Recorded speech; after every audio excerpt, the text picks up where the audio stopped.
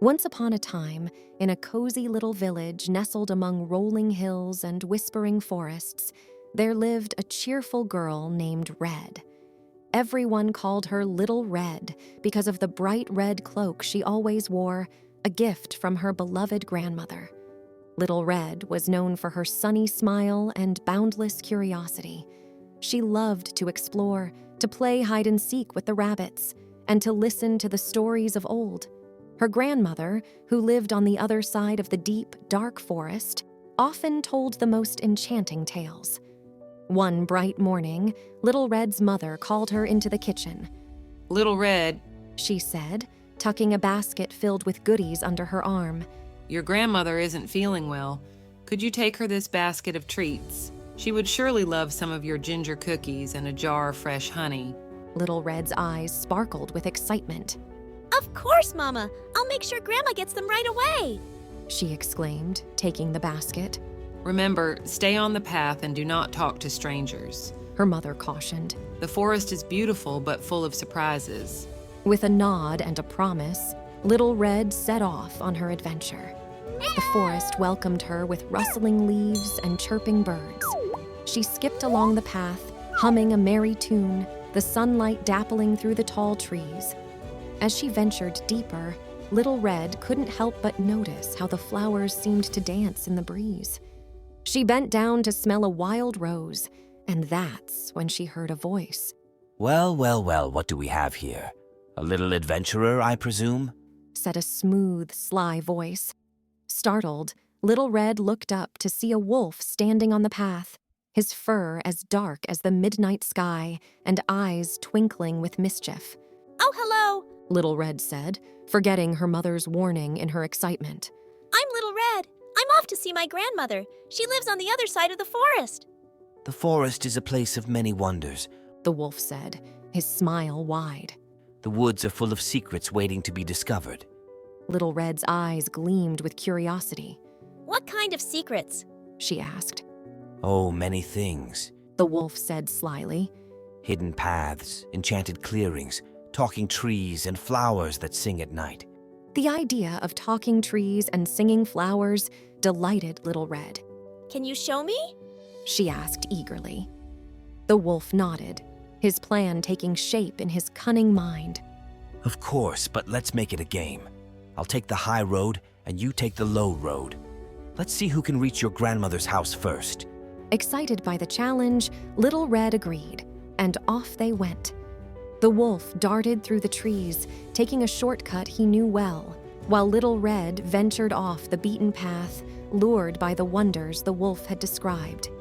As she wandered, Little Red saw the forest in a new light. She discovered a brook with water as clear as crystal, where fishes shimmered like jewels. She found a grove where butterflies danced in a kaleidoscope of colors, and she even stumbled upon a clearing where the trees seemed to whisper ancient tales. But as the sun began to dip lower in the sky, Little Red realized she had strayed far from the path. She remembered her mother's words and her promise to reach her grandmother's house. With a mix of worry and determination, Little Red turned around, trying to find her way back to the path. Meanwhile, the wolf, cunning and quick, had reached the grandmother's house.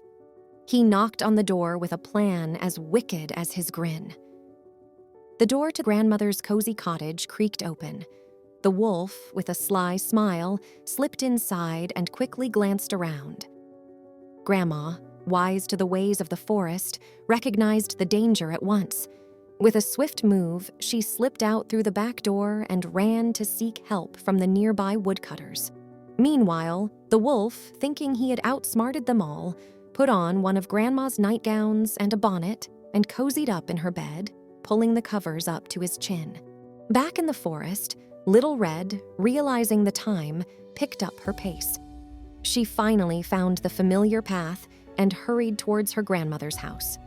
As she approached, she noticed the front door slightly ajar, which was unusual. Grandma? Little Red called out as she stepped inside, the basket of goodies still in her arms. The sight that greeted her was odd. Her grandmother seemed different. Oh, Grandma, what big ears you have! She exclaimed, walking closer. All the better to hear you with, my dear. Came the gruff reply from under the covers. And what big eyes you have! Little Red said, now standing right beside the bed. All the better to see you with, my dear. Said the wolf, trying to mimic Grandma's voice. But Grandma, what big teeth you have! Little Red gasped, stepping back as the wolf threw off the covers and leaped out of the bed. All the better to eat you with. He growled, lunging towards her. Just then, the door burst open, and Grandma rushed in with the woodcutters close behind. With quick thinking and bravery, they chased the wolf away, saving Little Red from his wicked plans. Oh, Grandma, I'm so sorry! I should have stayed on the path and not talked to strangers. Little Red cried, hugging her grandmother tightly. Grandma smiled, patting her back. It's all right, my dear. You are safe, and that's what matters. You have learned an important lesson today. The woodcutters ensured the wolf wouldn't trouble them again, and peace returned to the little village and the deep, dark forest. From that day on, Little Red was known not only for her bright red cloak, but also for her wisdom and courage. She continued to explore and play, but she always remembered her mother's advice and never strayed from the path or talked to strangers again. And so, Little Red, her grandmother, and all the villagers lived happily ever after, with the tales of Little Red's adventure being told and retold, reminding everyone of the importance of caution and the power of bravery. The end.